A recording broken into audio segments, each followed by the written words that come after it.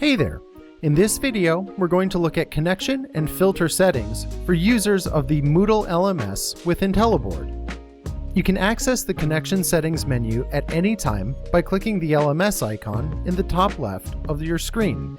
From here, choose the gear icon. This will open the connection settings menu. Now most of these are set it and forget it. You'll put it in when you first connect the LMS, and it likely will not change unless you update your encryption settings.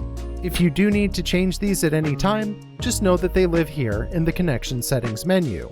If you do make any updates to this screen, you can of course test the connection before proceeding. Otherwise, remember to click Save or Cancel. Let's move over to the Advanced Settings tab. Here, you'll find options for LTI tokens, enabling Intelliboard's In Contact feature, and changing the default grading scheme. I won't fully get into LTI tokens here, but I will point out that enabling In Contact is as simple as checking the box, and you can store logs for In Contact use by checking this box. The default grading scheme allows you to change the definition of letter grades based off of percentage grades. So here we have a fairly standard system in which an A letter grade corresponds to any point score above a 93% in a course. You can add or remove levels to this simply by clicking the plus icon or the X icon. As always, press Save or Cancel when you're done.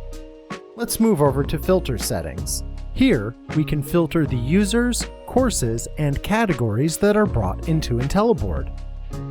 For user filters, we have the option of active or all users, while with course filters, you have active or all courses, and then are able to filter by the category in the LMS. Here you can see I've only got one selected.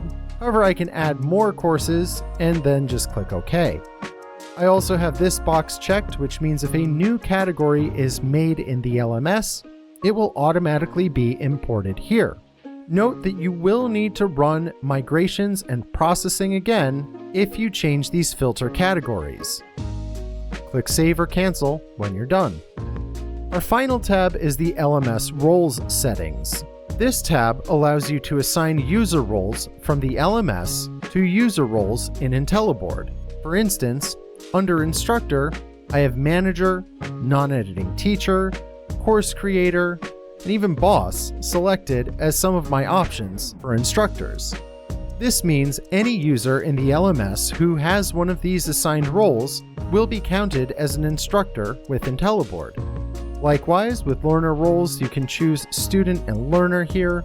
You can also choose other roles if they fall into this category, but I think you get the point. Note that this will impact the way that reports are calculated, especially if they report on instructor or learner activity, so choose wisely and make sure that these mirror the role assignments in your LMS as best as possible. And I would be remiss in not reminding you to click Save or Cancel when you're finished. Now the last few buttons we'll look at are the three up top. We have Processing History, Process Data, and Delete Data. Processing history simply is the history of when data was imported to Intelliboard from the LMS. Clicking this will open the processing status screen, which will show you information about the last time data was brought into Intelliboard from the LMS. Let's go back to our connection settings. Come up here to my breadcrumb trail and click Edit Connection. The next button, Process Data, will trigger a processing event, meaning that Intelliboard will update the data that it's getting from the LMS. I won't click this for now, but note that if you do press this, it may introduce performance issues with either your LMS or with Intelliboard until the processing is completed. This process typically happens automatically, so only do this if you've updated settings somewhere or have been otherwise instructed to reprocess your data. Finally, we have Delete. Now this does exactly as it says. It deletes user data and in contact data if you have that feature enabled. Don't worry, you do have an option to back out if you click this by accident. And for obvious reasons, I'm not going to click delete here. So that's Moodle connection settings and filter settings. If you have any further questions, be sure to check out our other resources and the rest of our video series on how to get around Intelliboard. Thanks for watching.